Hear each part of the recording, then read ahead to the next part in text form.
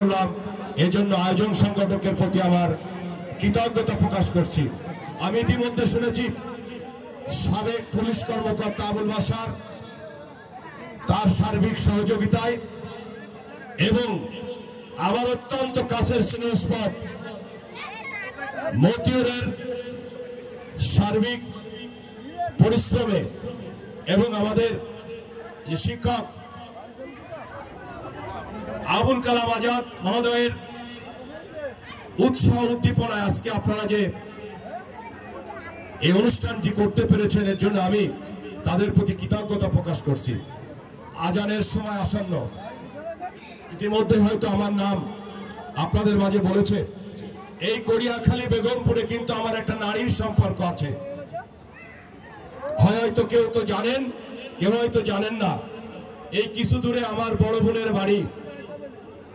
আমার ভাগ্নে তাপস, আপনারা হয়তো চিনেন। ছোটবেলায় আমি এই স্কুলের মাঠে অনেক খেলেছি। এই অঞ্চলের কৃতি সন্তান ডাক্তার অশোক দত্ত আমার বন্ধু মানুষ।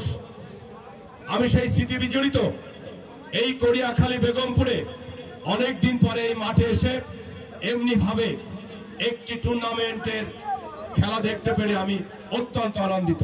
সুধীবৃন্দ, আমি কেশবপুরেরই সন্তান। হয়তো উচ্চ শিক্ষার জন্য আমি ঢাকা বিশ্ববিদ্যালয়ে পড়ালেখা করে আমি একজন ব্যবসায়ী। আমি ব্যবসা করি, আমি রাজনীতি করি, ইতিমধ্যেই মনে শুনেছেন। আমার পেশা কিন্তু ব্যবসা।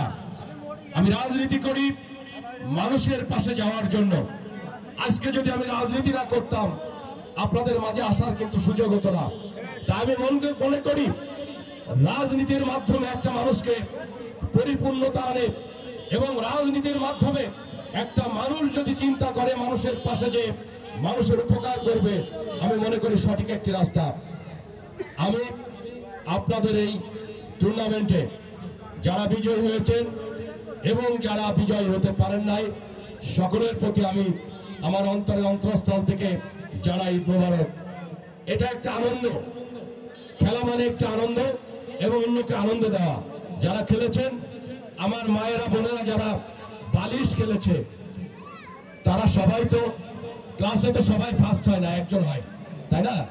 একজন জিতেছে, তাকে আমি অভিনন্দন জানাই এবং যারা জিততে পারে নাই তাদেরকে আনন্দ উপভোগ করার জন্য অভিনন্দন জানাই। আমি একটু আগে মোটরসাইকেল রেস দেখেছি, স্লো রেস, অত্যন্ত কঠিন একটি কাজ। একজনই হয়তো জিতেছে, কিন্তু আমরা আনন্দ উপভোগ করেছি কিন্তু সবাই, তাই না? আজকের দিনে আনন্দের দিন। ঈদ মানে আনন্দ, ঈদ মানে খুশি। ঈদের আনন্দ সবাই ভাগাভাগি করবার জন্য আমরা আজকে এখানে সমবেত হয়েছি। শুধু ভাই ও বোনেরা, আমি আপনাদের এই টুর্নামেন্টের যারা বিজয় হয়েছে তাদের জন্য হয়তো এই আয়োজক কমিটি